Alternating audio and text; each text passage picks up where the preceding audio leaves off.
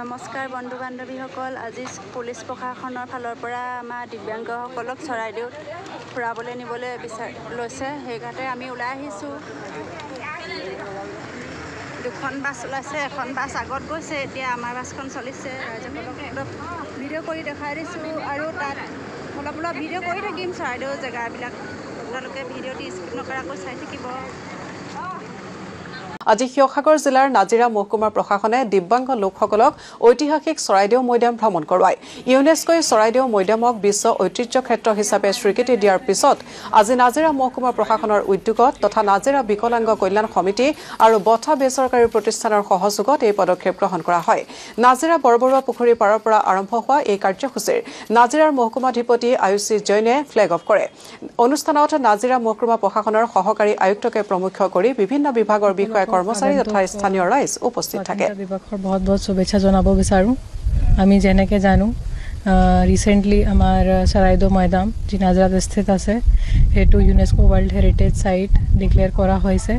সেইকাৰণে আমি আজি ইয়াত হৰ ঘৰ তিৰংগা কেম্পেইনৰ তলত আমাৰ পাৰ্চেণ্টেজ উইথ ডিছেবিলিটি মানে দিব্যাংগজনক ইয়াতে আজি এক্সপ'জাৰ ভিজিটৰ কাৰণে মাতিছোঁ।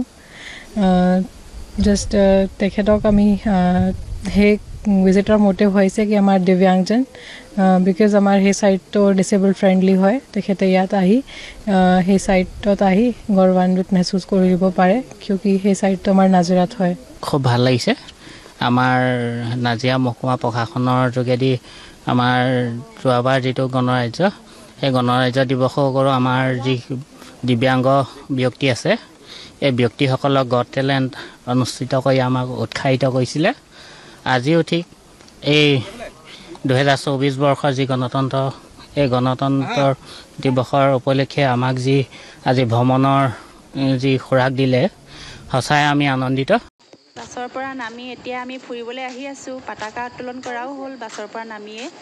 আৰু আজি ইমান মূৰটো বেছিকৈ ঘূৰাইছে বাছত উঠি পিনে, বহুত দিন বাছত উঠা নাই যে মূৰটো বেছিকৈ ঘূৰাইছে। জানো কিমানকণনো ফুৰিব পাৰিম, যিমানকণ পাৰোঁ ফুৰিব ভিডিঅ' কৰিম, চাই থাকিব। ধুনীয়া লাগিছে, বহুত দিনৰ মূৰত আহিছোঁ। পুৰা একপাক মই বহুত দিন নাই হোৱা, এইটো নতুনকৈ বনালে নেকি? এনেকৈ কৰি একপাক মাৰিব পাৰিব।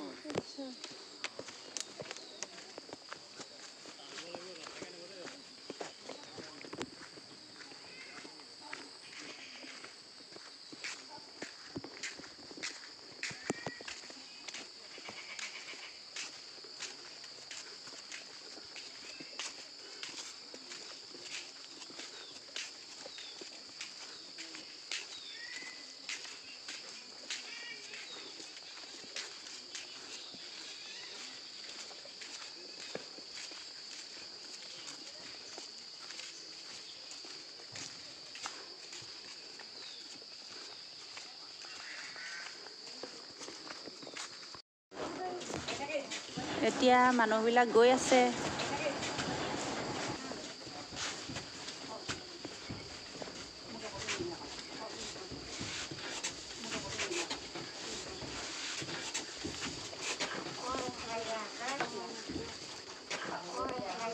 চৰাইদেউ মৈদাম দুটা যে খান্দি থকা হৈছিলে, তাত কি কি ওলাইছে সেই সকলোবিলাক কথা মৃদুল কোঁৱৰে বুজাই আছে। শুনিবচোন আপোনালোকেও। তাত 5টা লাওফুলা ওলাইছিলে। 5টা লাওফুলাৰ অৰ্থটো এইটোৱে যে ৰজাৰ লগত আৰু মানুহ দিছিলে। গতিকে সেই লাওফুলাকেইটা এতিয়া মিউজিয়ামত আছে। আপোনালোকে যদি মিউজিয়ামটো হেৰি উদ্বোধন কৰা নাই, তথাপিতো কেতিয়াবা কিবা বিশেষ কাৰণত খুলিবলগীয়া হয়। বাইদেউ আছে, তেওঁ যদি জানিব কৰিব পাৰিব, তেতিয়া আপোনালোকৰ সৌভাগ্য পাব।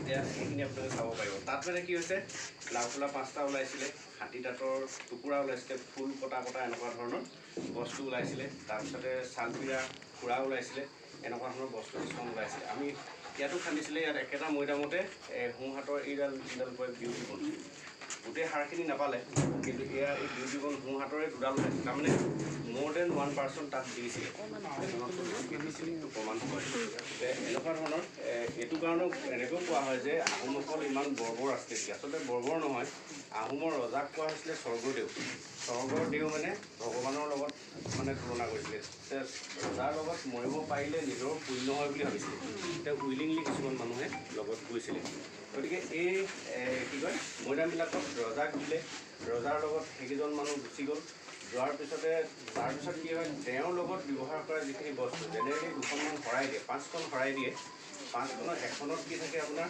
তামোল খোৱা যিখিনি বস্তু ধৰক তামোলৰ টেমা থাকিলে ডাক কটাৰী থাকিলে সোণৰ টেমা খুন্দুনা এনেকুৱা ধৰণৰ বস্তুখিনি এখন শৰাই দিলে ভাত খোৱা বস্তুখিনি দিলে ধৰক এনেকুৱা পাণ কাঁহী বা তেনেকুৱা ধৰণৰ বাতি ধূপ জৰা এনেকুৱা ধৰণৰ বস্তুখিনি এখন শৰাই দিলে তাৰপিছত এখনত ধৰক আপোনাৰ ড্ৰেছখিনি দিলে যিখিনি কাপোৰ কানি পিন্ধে সেই বস্তুখিনি এখনত দিয়ে এখনত যিখিনি অৰ্নামেণ্টছ থাকে যিখিনি অলংকাৰ সামগ্ৰী পিন্ধিছিলে তেওঁ সেই বস্তুখিনি এখনত দিয়ে আৰু এখনত অন্যান্য সামগ্ৰী দি সেই সীতানৰ মূৰফালে শৰাইকেইখন দিয়ে কঁকালৰ পোনত আপোনাৰ হেংদাংযোৰ দিয়ে তাৰপিছতে ভৰিলে যিযোৰ তাৰমানে পিন্ধে আমি পাদুকা বুলি কওঁ হয়নে বাৰু ৰজাই যি পিন্ধিছিলে সেইখিনি ভৰি কোণৰ ফালে দিয়ে দি লৈ পিনে তাত কি হয় দুৱাৰখন শিল দি পিনে বন্ধ কৰি দিয়ে শিল দি এনেই দি নহয় যেনেকৈ আমাৰ পকা ঘৰটো ইটাৰে যেতিয়া প্ৰচলন হ'ল যেনেকৈ পকা ঘৰ বনায় একেধৰণে পকা ঘৰটো বনাই দিয়া হয় পকা ঘৰটো ৱালখন কিন্তু একেবাৰে সৌফালে ফুৰিবলৈ গৈছে ৰাইজবিলাক মোৰ আমনি লাগিলে আৰু নগ'লো এয়া চাওকচোন চাৰিওফালে ইমান ধুনীয়া সেউজীয়া পৰিৱেশ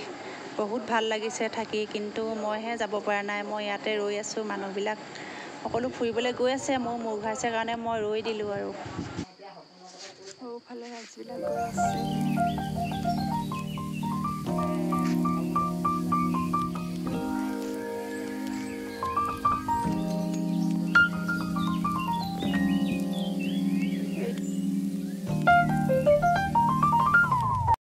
এতিয়া SDO মেমৰ সৈতে মই ফটো দুকপিমান উঠি ল'লোঁ সঁচাকৈ আজি বহুত মনটো ভাল লাগিছে মেমৰ সৈতে ফটো উঠি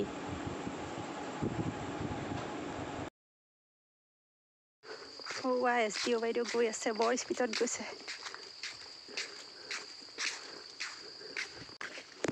এইটো অকণমান ভিডিঅ' কৰিছোঁ আগতে এইফালেদি গৈছিলোঁ চাগে পাহৰি থাকিলোঁ এতিয়া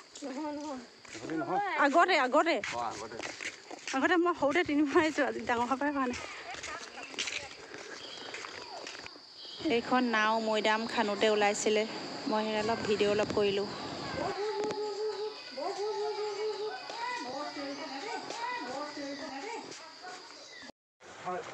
এয়া আমি এতিয়া ঘূৰি যাবলৈ হ'ল বাছত উঠি বহিছোঁহি এইখন এখন বাছ 2 বাছ আহিছিলোঁ আমি